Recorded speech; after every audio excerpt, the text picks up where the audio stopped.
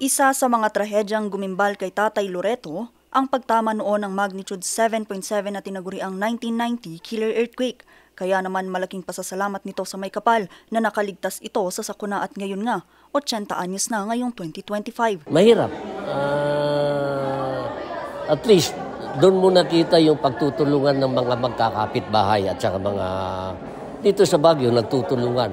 Kahit hindi mo kilala, tinutulungan mo.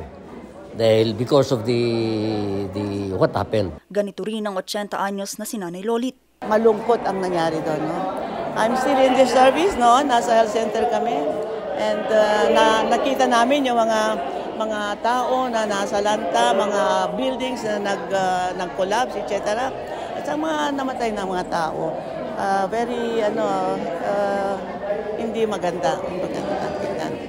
So yun ang pinaka-memorable na experience ko na nangyari sa atin dito sa Baguio, yung earthquake ng 1990. Sa kabila ng kanilang edad, malakas pa sila at nakakapaglakad. Ang mga kagaya nila ay tinatawag na octogenarian o mga taong naabot na ang edad 80.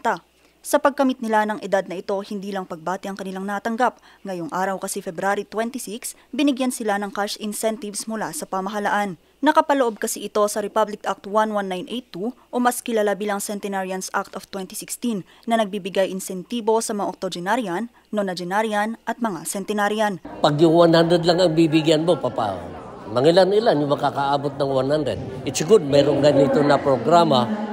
80 years old, tingnan mo ngayon, like now, 27 beneficiaries, January pa lang yan.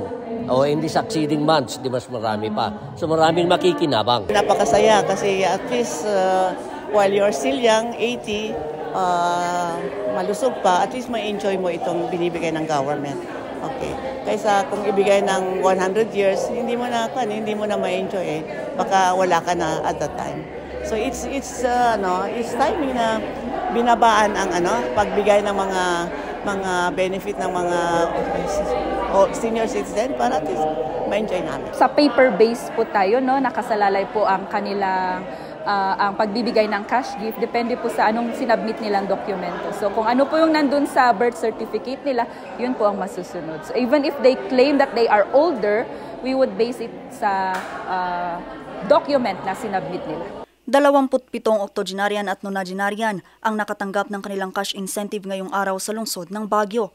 Dahil dito marami na rin ng mga senior citizens ang naghain ng kanilang aplikasyon para sa nasabing insentibo pero susuriin pa ito ng National Commission of Senior Citizens. As long as they reach the milestone age, nag-birthday muna sila, they reach the 80, 85, 90, 95, and 100. At after nun ay pwede na silang ma-process yung further cash gift. Ito ang unang beses na nagkaroon ng payout sa mga kumpirmadong octogenarian at nonagenarian. Target nila ngayong taon na mabigyan ng insentibo ang humigit kumulang 6,000 mga senior citizen sa Cordillera. Vanessa Bugtong, RNG News.